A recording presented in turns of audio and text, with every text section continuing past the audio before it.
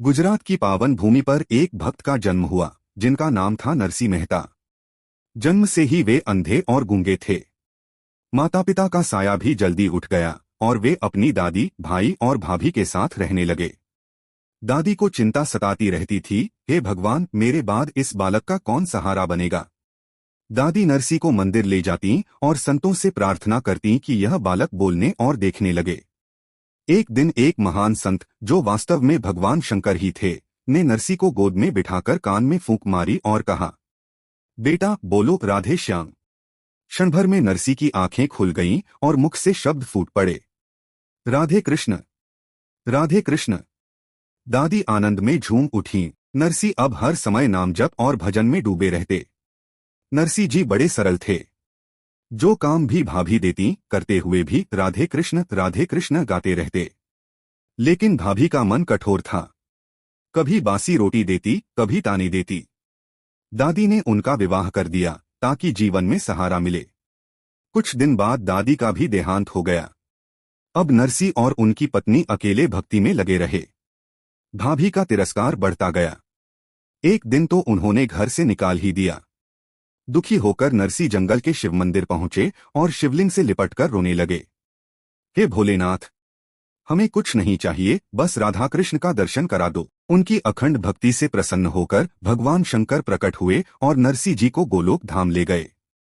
वहां राधा कृष्ण रास में मग्न थे। नरसी जी को देखकर ठाकुर जी ने कहा, बेटा अब लौट जाओ और मेरी भक्ति का प्रचार करो।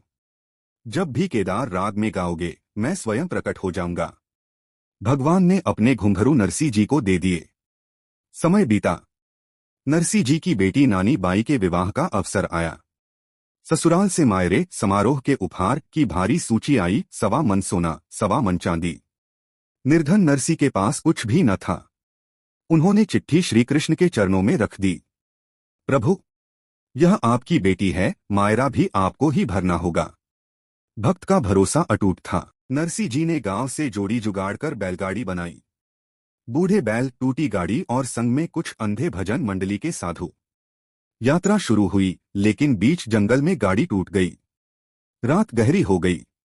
नरसी जी रोकर पुकार उठे, हे श्याम सुंदर, अर्जुन की गाड़ी संभाली थी, आज मेरी गाड़ी संभालो।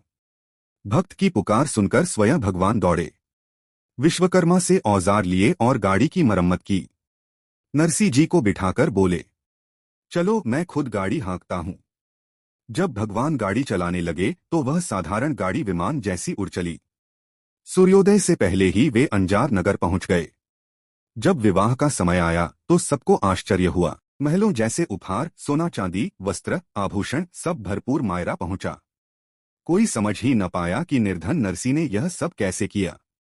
लोगों ने कहा, अब तो कृष्ण माखन चोर नहीं, सांवरिया सेठ बन गए हैं। सच्चे सेठ वही हैं जो भक्तों का भार उठाते हैं।